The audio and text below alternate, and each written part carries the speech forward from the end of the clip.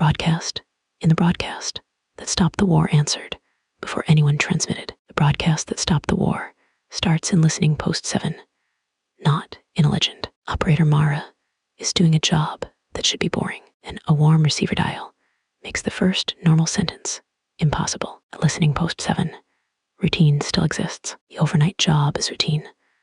Log the static, clear the drift, drink bad coffee. Operator Mara keeps a warm receiver dial near the work light, while the receiver log waits under one clipped corner. Mara keeps one hand on one nearby tag, because people trust routine longer than they should. Green wave from light crawls over the desk like water. The operator wants to mark the signal as instrument lag. The captain asks if the voice said Mara's name, and Mara lies for a few seconds. The practical answer still has a chance. Someone checks the latch, the clock, or the dead channel, and that ordinary check comes back wrong. The argument becomes physical. Mara turns the receiver down, and the dial turns itself back up. The night operator jokes about ghosts, then takes the joke back. The first useful change is not a theory. The log prints the reply before Mara speaks. The station captain closes one record and keeps one hand over the page. Writing it down would make it harder to undo. The night listener makes the kind of choice people defend later. She answers the call before filing the warning. The night operator pays first. The recorder catches a second breath in an empty chair. The operator holds one hand against the table. The result is already in the room. The station captain tries to make the moment sound procedural. It does not work. Warm dial does not move. The room around it changes because the signal is not arriving from far away. It is learning the room. The old label stays on one record, and the console operator has to carry it anyway. From there, the night watch now has to live inside the Rasu LT. The second operator jokes about ghosts, then takes the joke back. Nobody gets a speech. They get the log prints the reply before Mara speaks. The captain tries the ordinary fix for sent.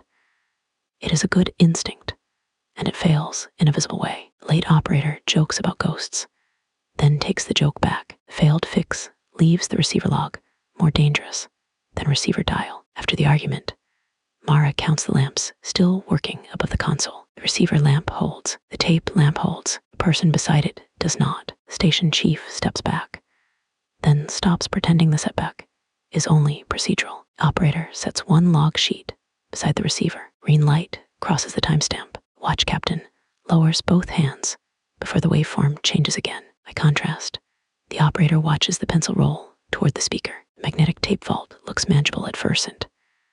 The vault has numbered reels, dry air, and a sign about clean hands. A torn magnetic strip stays on the table, close to the tape archivist, while the tape transcript sits beside the nearest hand. The tape archivist checks one name under the lamp. The ordinary motion gives everyone one more second. Magnetic dust sticks to Mara's fingertips. The archivist wants to destroy the reel before it learns another voice. Mara blocks the shredder because the tape has the rescue coordinates. No one panics yet. That would make the problem official. The archivist snaps one reel by hand. The archivist, sorry to the machine, and hates herself for it. Room answers with a practical change.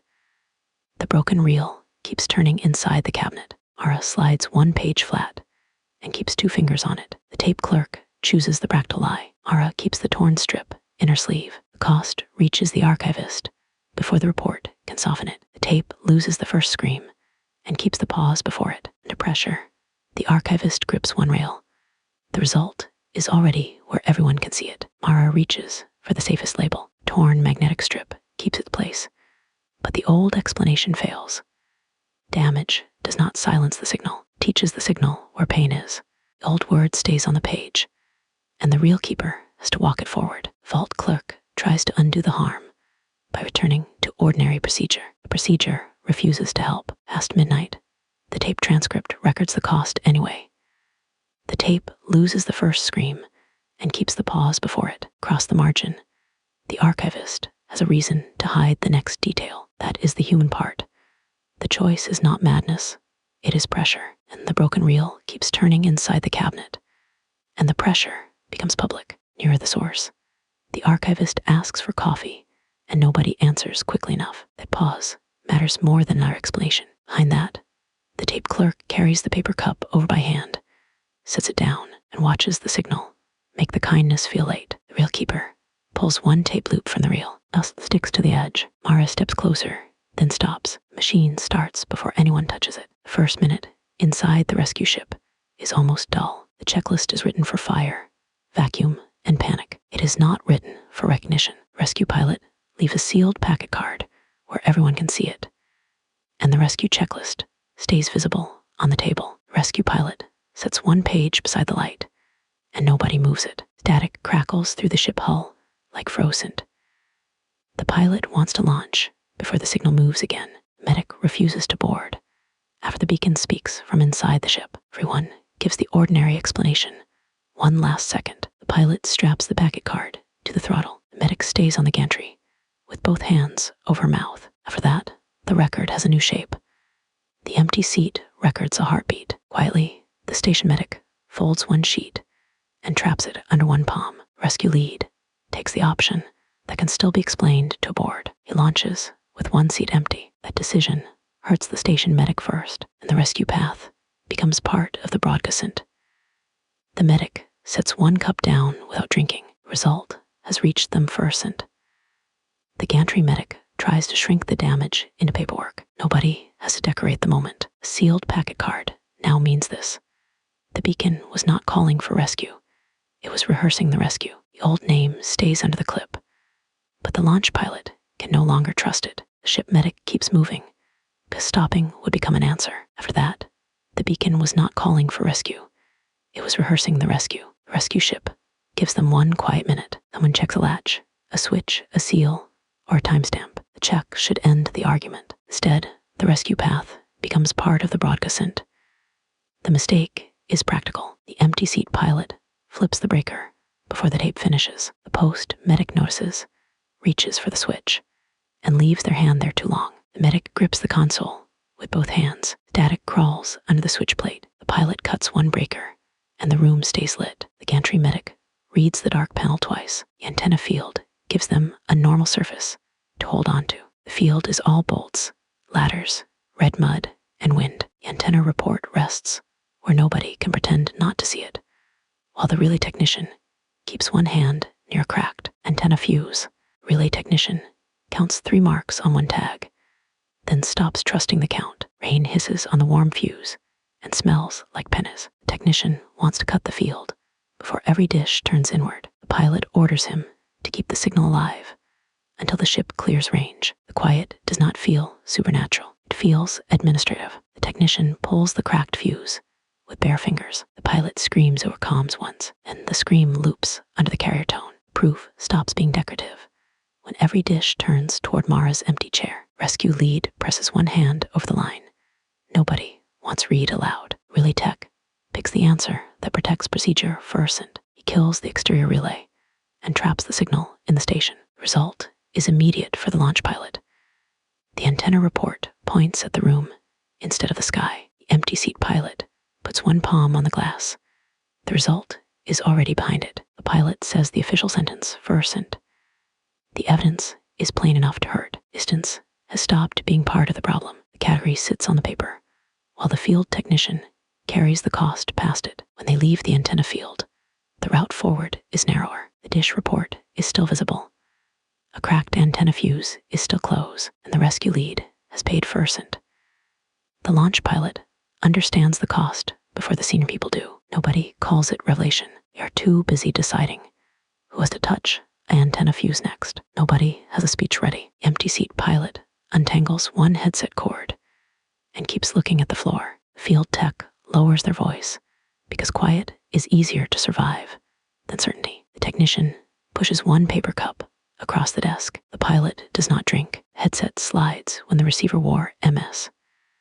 The rescue lead answers with a mouth that will not stay dry. Nothing in the acoustic booth announces itself as history. The booth door is padded, heavy, and supposed to make silence measurable. A dead headset remains the only thing nobody wants to move, while the breath isolation file lies flat in the working light. The post lead steadies one hand on the desk. Routine holds for another breath. The foam smells of dust, sweat, and old electricity. The captain wants to prove Mara is contaminating the sample.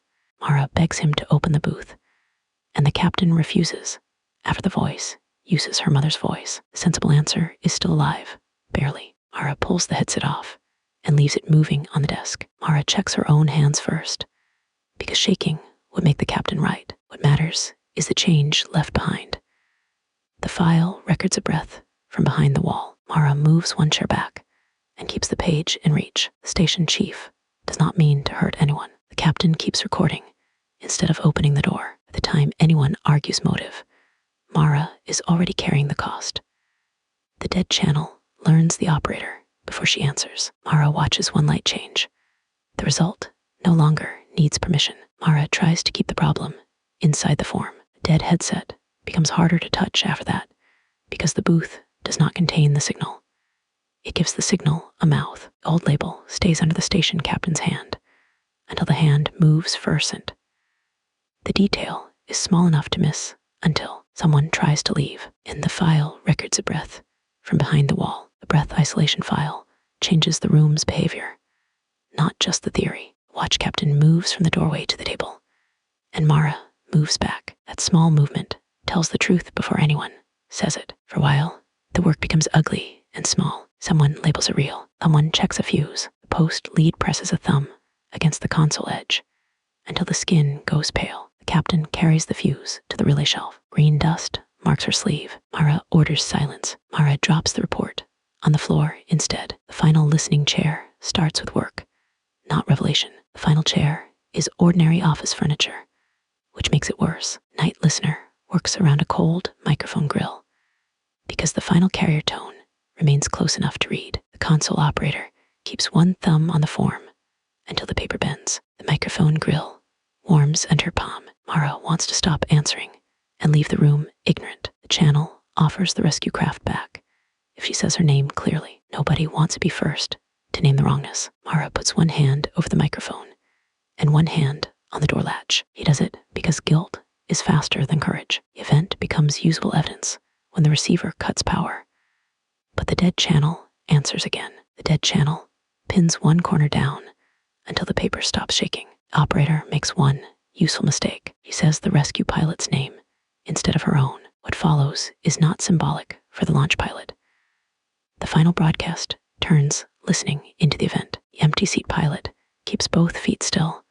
The result moves anyway. The dead channel wants the report to sound calmer than the room. The category breaks quietly around a cold microphone grill. The signal was not a warning from the disaster. It was the disaster learning how to speak. The old word remains on the form, and the night listener has to sign around it. Decision is not bigger. It is meaner. The console operator can protect the report or protect the pilot. And the room has already made both choices expensive. The rescue lead reaches for microphone grill as if it is only evidence. It is heavier than the story anyone wants to tell. By the time the receiver cuts power, but the dead channel answers again. The old version of events is no longer usable. The dead channel tries to file the first accept a log. Mara blocks the console, not dramatically, just enough to make the lie wait beside the tape. The operator presses one palm over the microphone grill. The dead channel reaches for the switch. The launch pilot blocks it with both hands. The lamp goes red behind them. The station chief asks for one more check because fear sounds better in procedural language. The night listener allows it. The result is worse because the signal is not arriving from far away. It is learning the room. The console operator sets one log sheet beside the receiver. The night watch watches the pencil roll toward the speaker. Junior technician drops a pencil and apologizes as if that is the problem. Second operator kneels to pick it up, then stays there because standing would make the next call real. Another object will not change anyone. Consequence will. The tape loses the first scream and keeps the pause before it. The archivist reacts first, and that reaction changes what everyone else is allowed to deny. Vault clerk pulls one tape loop from the reel. The empty seat pilot holds the table edge, while the ship medic reads the line again. Nobody is enlightened by it. They just understand who is to stay in the launch craft when the door closes. The post medic grips the console with both hands. The medic reads the dark panel twice. After the argument, the rescue lead counts the lamps still working above the console. The gantry medic steps back, then stops pretending the setback is only procedural. Launch pilot steps away from a cracked fuse and still cannot leave it behind. Relay tech places the field report under the lamp, and the ordinary room stops feeling available. The field technician pushes one paper cup across the desk. The empty seat pilot does not drink. The pilot answers with a mouth that will not stay dry. Mara pulls the nearest chair back without sitting down. That tiny retreat matters, gives the post lead enough space to make the wrong, useful choice. The station chief flips the breaker before the tape finishes. Mara notices, reaches for the switch, and leaves their hand there too long. Mara opens the folder, closes it, and opens it again. The second look is worse because the receiver cuts power, but the dead channel answers again. Rescue lead blocks it with both hands. Late operator touches a dial with 2 fingers, then wipes those fingers on their sleeve. The gesture is small. It is also the first honest vote in the room. The night listener sets one log sheet beside the receiver. The console operator presses a thumb against the console edge until the skin goes pale. Mara sets the tape transcript beside a torn magnetic strip and tries to keep both hands flat. The flat hands are a lie. Everyone sees it. The archivist pulls one tape loop from the reel. The final image is simple. Mara remains in the final listening chair with a cold grill